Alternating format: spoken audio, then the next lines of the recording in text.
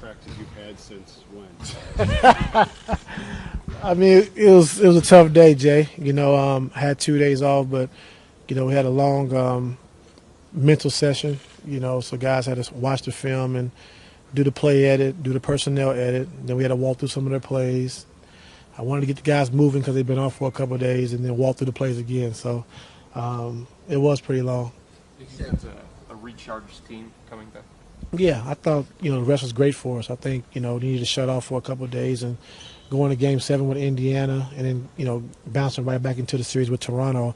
I thought it was really good. We really guys got maintenance on their bodies, still got their shots up. Guys still came in anyway, but just be able to get away and just let your mind relax for a couple of days and then get back to it. Rodney said he apologized to you and the team. Everybody moved on from that then? Oh, yeah, I mean, I've been a part of so much stuff. I mean, that wasn't nothing really. But, yeah, he apologized. It's over. Now we're just our focus is on the Celtics. So what role do you see for Rodney Hood in this series coming up? Same role. If you watch the last time we played him, he had a good game. I think he really played well, scoring the basketball. So just get back to being aggressive, looking to score the basketball. Ty, will you start with him in your rotation ahead of Jetty? Oh, we'll see. Do you think this could motivate him just because, he kind of feels bad about how... Yeah, I mean, I hope so. I mean, he's a good kid. I mean, and look at me calling him a kid. I mean, he's a good guy, and, he didn't mean that malicious by it, and that's not who he is, and we understand and know that. So, we just moved on, but hopefully he does play well. Are you surprised that it's Cavs and Celtics in Eastern Conference Finals again? No, I mean, they're world coach. I mean, Brad Stevens, despite all the circumstances, the guys getting hurt with Kyrie out, with Gordon being out for the whole year, they just, keep plugging guys in and keep playing, and he's done a great job with their team. And it doesn't surprise you because they're well coached, and Danny Ainge's done a good job of getting guys in there that fit that mold of Celtics basketball, and they've been playing well. We talked to Kevin about this as well. Both teams have gone through a bunch of stuff. All theirs is kind of injury related, losing their two best players. You guys with the litany of things on and off the floor. Is there something good about going through the things that you guys have gone through? I don't think so. I hate it, but it hasn't been bad. I mean, outside of just having the injuries early, not having a point guard, with IT being out till January, Tristan being out for a while, Kevin getting hurt again, missing 6 weeks. So I mean, we just had a lot of injuries, and a lot of guys in and out of the rotations, but we was able to continue to keep plugging away, and it's been a good situation for us. I think we found out who we are.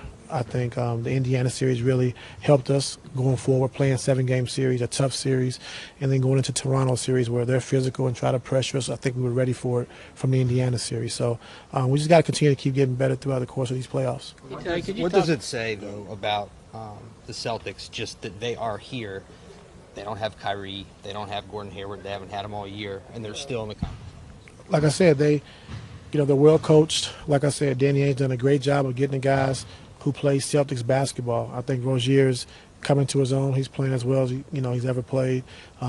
Lil J, Tatum, he's playing exceptionally well for a rookie. Jaylen Brown's really improved his shooting, his playmaking ability. Smart is smart. He makes big plays. No matter how he's playing throughout the course of the game.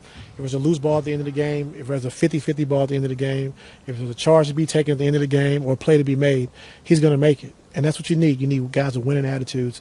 And I think Al Horford is just, that rock. I think he just, being a veteran, being an all-star, being to the Eastern Conference Finals, know what it takes, and just being that rock that they need, when they need to slow things down or put things in perspective. So overall, they've been doing a good job. How much different would this series be for you as a coach if both X's and O's wise and maybe mentally or emotionally if Kyrie was on the court? With us? For you. Like, well, how different would it be for you? Yeah. No, I mean, it's tough to see him over there, when we did play against him, because he's a big part of what we did, winning the championship together. Those days will never be lost. And, We talked about it before in the past with Rick Fox and Ron Harper and those guys. You see them, B. Shaw, you see them 16, 17 years later, and it's still the same love and same respect because you've been through so much to win that championship. So he's a big part of what we did here, and, it is kind of weird seeing him on the other side. Hey, Ted, can you talk about the toughness of Kevin Love? I mean, coming back through those injuries, and it seems like he gets pounded quite a bit under there going for those rebounds. Yeah, I mean, Kevin's been great, since he's came back. Well, all year, actually, because he's an all-star and playing the 5 position was tough for him, to start, but I think he started to like it. And then, when he came back from his injury, we really missed his shooting ability at the 5 position. We missed his rebounding. And like you said, his toughness on the glass, like really punishing smaller guys in the paint and then rebounding the basketball. So with him playing the way he's played the last 3 games is huge for us, so we need him to continue to do that. Ty, going back to the 2015 series, you guys have played historically well at the Garden. What is it about that place that brings out the best in you? It's not the old guard, but just the history of the Celtics and who they are and what they stand for as a franchise. And when you look at the Celtics and the Lakers and all the championships that they have won, that's kind of who you want to model yourself after, just being able to win so much and the culture they have there. So, I mean, we have a great culture here, but, winning, 17 they have? I think 17 championships is just extraordinary. So, a lot of teams and a lot of people want to be that way and build that way, just like San Antonio did when they won, Pop won 5, So that's kind of the model when you look at winning is the Celtics and the Lakers. You kind of look at those far as teams as models of winning. You and Kevin both talked about the balance of Boston. Now, historically in the playoffs, you've always talked about trying to take out the team's best player and eliminate that guy, make them do something that they don't want to do. So how does the approach change when you're talking about a team that has such a team dynamic rather than one full? I'm not going to tell you. Good question, though. The approach does change, I would assume? Yeah. You being a Missouri guy, Tatum's from Missouri as well. Is there some relationship between you two? He's like my little cousin. His dad, Justin Tatum, is, really best friends with Larry Hughes, and they come down all the time. He's a part of my extended family, Justin is. So they come to Mexico all the time, and just seeing little Jay when he was 6, 7 years old and now to who he is today is crazy. I mean, just, seeing how the player he's become. We knew he was going to be good, but now, I mean, he's at a whole new level. And just seeing him coming to Mexico and just coming to my barbecues and all that stuff, and now he's an NBA player and playing at a high level, it's just good to see. Who's that? You and Tatum's dad. Yeah. Cousins. On my grandfather's side, yeah. Yeah. Ty, getting Kevin Love going was such a big part of that Toronto series. Are there things that you ran with him, the 2-man game with Culver, other things that you think can translate well over to playing Boston this next series to kind of keep them on this roll? Yeah, I think so. I think him and Kyle, they played a game together very well. So, we'll continue to try to explore that, see if we can open Kevin up, and I'm posting Kevin a lot more, and just see where it goes from there. How young was Tatum when you had an inkling he might play in the NBA? Probably I would say 14, 14, 15. But, I mean, he was coming to Mexico when he was like 5 or 6. And, he just seeing him around. And we got some old pictures we looked at the other day. It was crazy, me and my cousin. And just seeing who he is today, like a little kid to now, 6'8", 6'9", and playing for the Celtics, 6 or 7 straight 20-point games in the playoffs. And just seeing him, it's just kind of weird to me. Did he always come to the 4th of July thing? Yeah. What's it like to prepare for somebody like that who you have a familial relationship with? I don't know. I mean, it's tough because you want to see him do well, but not against you, So, we just got to, just try to take him, be physical with him, not let him get easy baskets. He's going to score because he can post, he can put it on the floor, but we got to just try to take away his easy baskets as much as possible. Whether it's his traits or personality, since you know him so well, what is it do you think that allows him to thrive on this stage at such a young age? I think it's toughness. He's not scared. He's not afraid.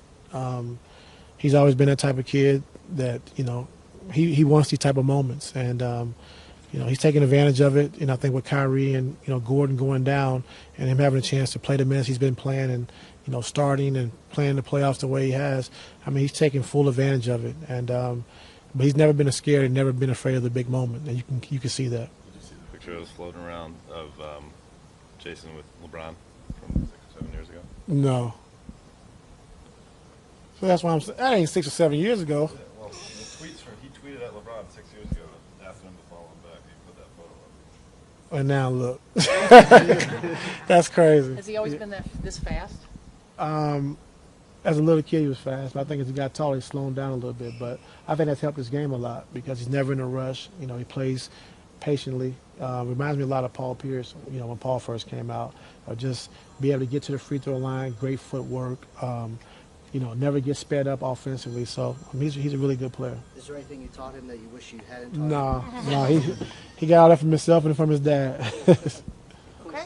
Coach Dwayne Casey was voted Coach of the Year. You know, by Congratulations. Yeah, I texted him last night and told him congratulations, well deserved for all he did for the team. You know, the culture there in Toronto, you know, having the second best NBA record.